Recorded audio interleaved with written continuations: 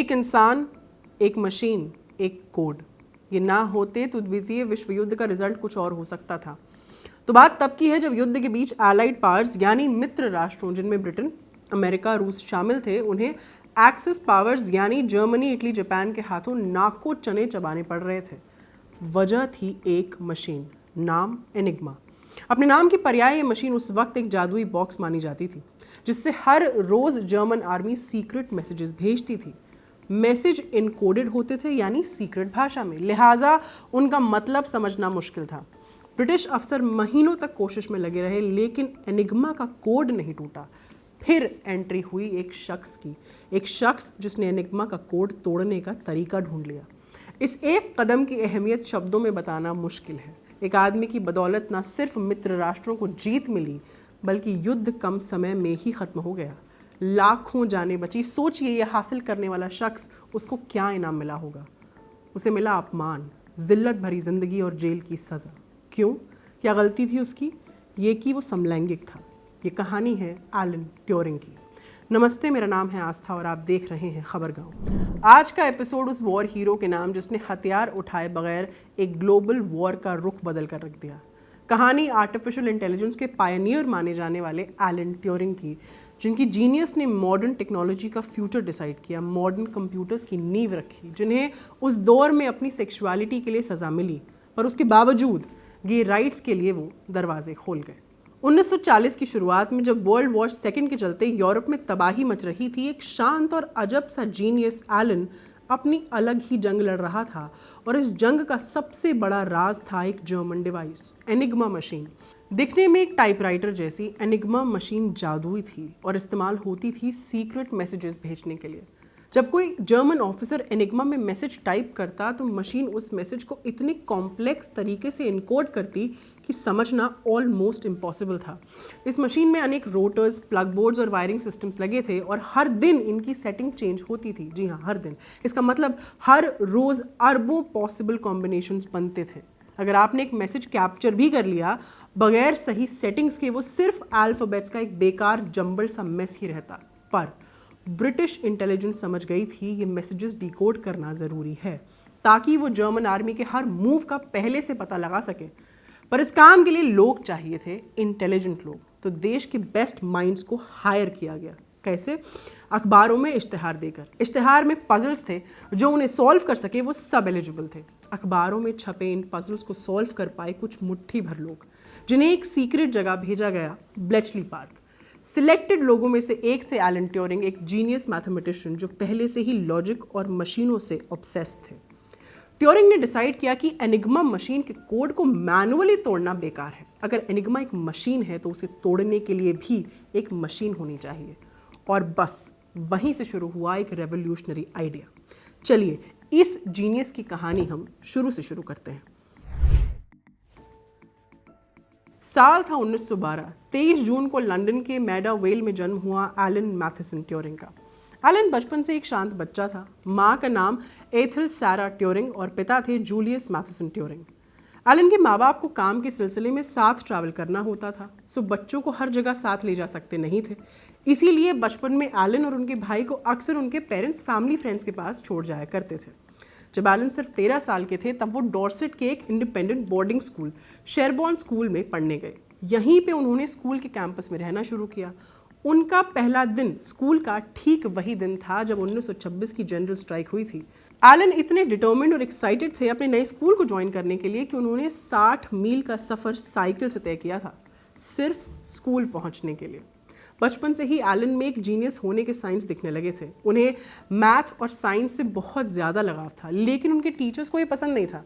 उनके हेडमास्टर ने तो उनके माँ बाप को एक लेटर लिख डाला था कि अगर एलन सिर्फ मैथ और साइंस ही पढ़ना चाहता है तो शायद ये स्कूल उसके लिए सही जगह नहीं है। लेकिन एलन तो एलन ठहरे। उन्होंने गिव अप नहीं किया। उनका जीनियस बरकरार रहा और उन्होंने मैथमेटिक्स और साइंस के प्रति अपना प्यार बनाए रखा। महज 16 साल की उम्र में ही वो आइंस्टाइन की थ्योरीज को समझने लगे थे, बगैर उनके कॉन्टेक्स्ट के भी। शेरबॉर्न स्कूल में पढ़ते वक्त एलन एक लड़के के बहुत करीब आ गए जिसका नाम था क्रिस्टोफर मॉर्कम।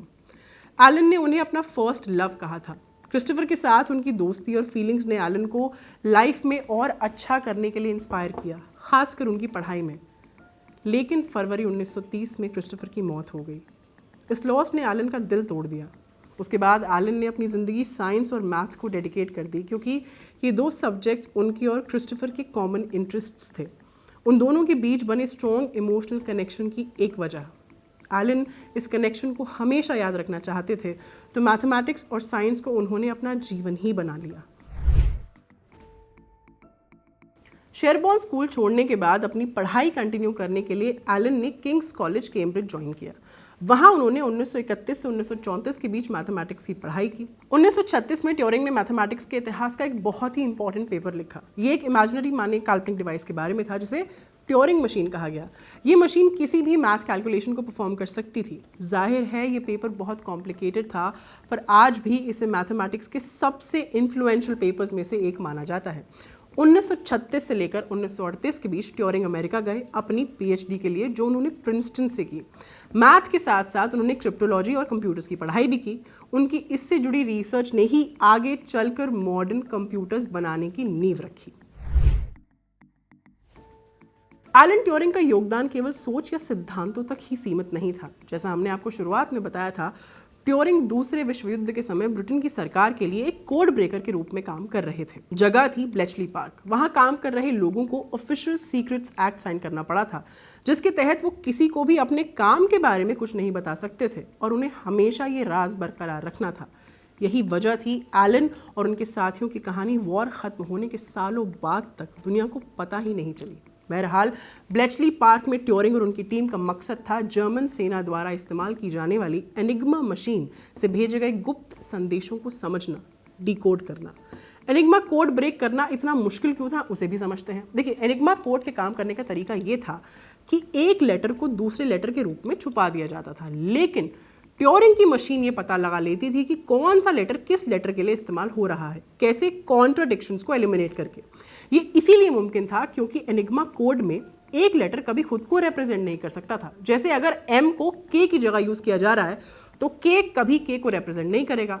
अब ब्रिटेन के जासूस जर्मन संदेशों को पकड़ तो लेते थे, लेकिन उन्हें पढ़ना लगभग नामुमकिन था, क्योंककि एनिग्मा किसी भी मैसेज को छुपाने के लिए उसमें इस्तेमाल हुए अक्षरों को आपस में मिला देती थी।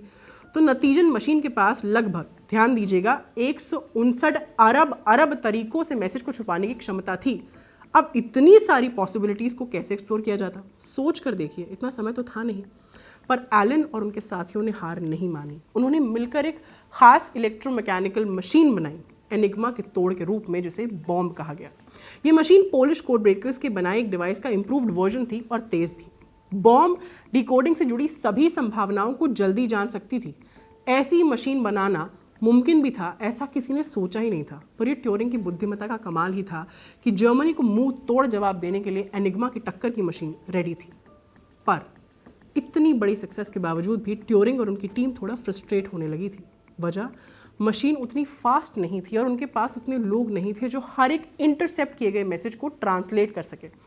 तब ट्यूरिंग और उनकी टीम ने डायरेक्टली विंस्टन चर्चिल को एक लेटर लिखा मदद मांगते हुए। जवाब में चर्चिल ने तुरंत एक मेमो लिखा ब्लेचली पार्क के जनरल को, जिसमें बोला गया कि ट्यूरिंग की टीम को टॉप प्रायोरिटी दी जाए, साथ ही उन्हें जितने हो सके उतने रिसोर्सेज दिए जाएं। दूसरे विश्व युद्ध के अंत तक ट्यूरिंग की 200 से ज्यादा मशीन्स काम कर रही थी। एलन ट्यूरिंग द्वारा बनाई गई मशीन की मदद से ब्रिटेन और उसके साथी देशों को जर्मन सेना की योजनाओं के बारे में पता चलने लगा। इससे युद्ध में एक बड़ा मोड़ आया। कई लोगों का मानना है कि अगर ट्यूरिंग का ये काम नहीं होता तो ये युद्ध कई साल और चलता और लाखों लोग और मारे जाते। ट्यूरिंग की डिजाइन की गई मशीन बॉम्ब एक बड़े साइज की इलेक्ट्रोमैकेनिकल डिवाइस थी जो हर सेकंड हजारों कॉम्बिनेशंस टेस्ट करती थी ताकि सही सेटिंग मिल सके। ट्यूरिंग ने एक और चीज़ नोटिस की जो उन्होंने अपनी मशीन के डिज़ाइन में शामिल की। मसलन जर्मन्स अपने मैसेजेस में रिपीट होने वाले वर्ड्स यूज़ करते थे, जैसे हेल हिटलर या रिपीटेड वेदर रिपोर्ट्स। इन प्रिडिक्टेबल पैटर्न्स की वजह से बॉम्ब मशीन को एक हुक मिल जाता था, जिससे वो अनुमानित सेटिंग्स को टेस्ट करते हुए सही कॉम्बिनेशन तक पहुँच पाती थी। 1941 में ट्यूरिंग और उनकी टीम ने हासिल की एक मेजर सक्सेस। उन्होंने जर्मन नेवी के सीक्रेट मैसेजेस डिकोड किए, जिनकी मदद से ब्रिटिश रॉयल नेवी ने कई खतरनाक जर्मन यू बोट्स को अटलांटिक ओशन में ढूंढकर तबाह कर डाला। इन मैसेजेस की डिकोडिंग की वजह से ब्रिटेन और अमेरिका के बीच के सप्लाई लाइंस बच गई।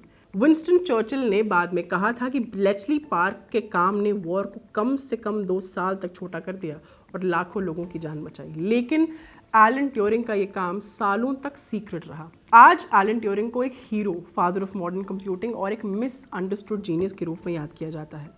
उनकी कहानी ये साबित करती है कि कुछ जंगें मैदान से परे भी लड़ी जाती हैं, और क्या खूब लड़ी जाती हैं, जहां जीतने के लिए सिर्फ टैंक्स या एमिनेशन नहीं, एक वेल फंक्शनिंग ब्रेन होना चाहिए।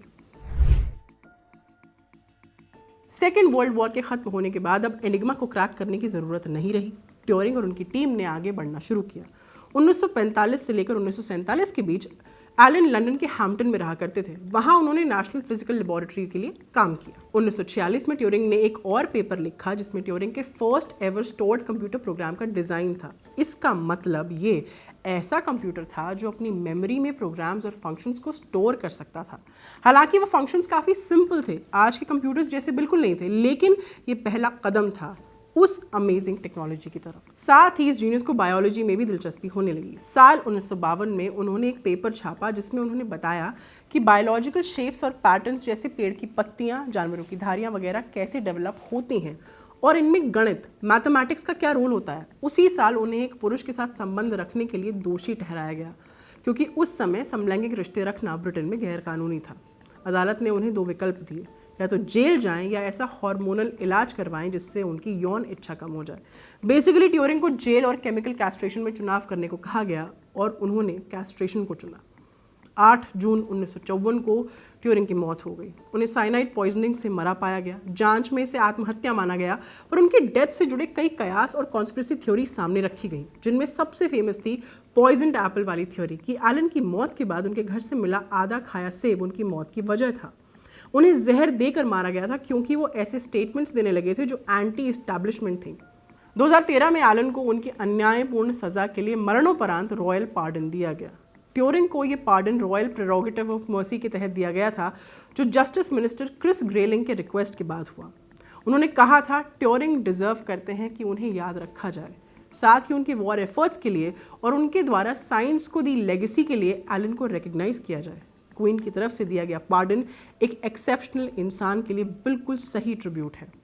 एलन के पार्डन में एक और इम्पॉर्टेंट फिगर थी डॉक्टर सू ब्लैक, जिन्होंने होमोसेक्सुअलिटी लॉ के तहत गलत तरीके से कॉन्विक्ट किए गए कई और मर्दों के लिए भी आवाज़ उठाई थी।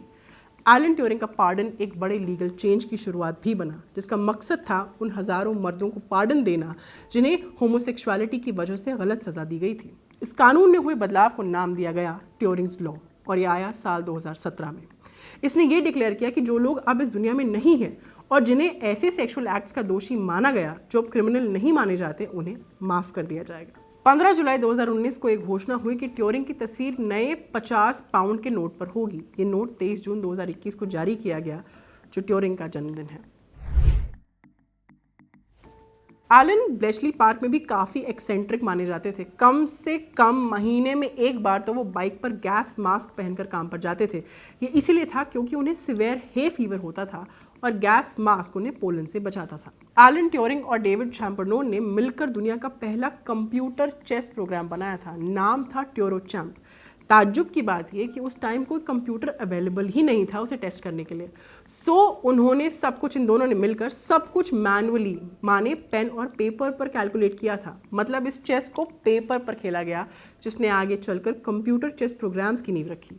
वो एक लॉन्ग डिस्टेंस रनर भी थे और उनके लिए रनिंग उनके स्ट्रेसफुल काम से डील करने का तरीका था। वॉर के बाद वो इतने अच्छे रनर बन गए थे कि ओलंपिक टीम ट्रायल्स के लिए भी गए, पर उस समय एक इंजरी की वजह से उनका ब्रिटिश टीम में फाइनल सिलेक्शन नहीं हो पाया था।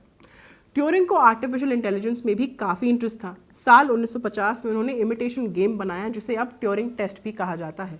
क्या था इमिटेशन गेम? एक ऐसा मेथड जिससे ये टेस्ट किया जा सकता है कि क्या एक मशीन इंसान जैसे बिहेवियर दिखाने में सक्षम है या नहीं।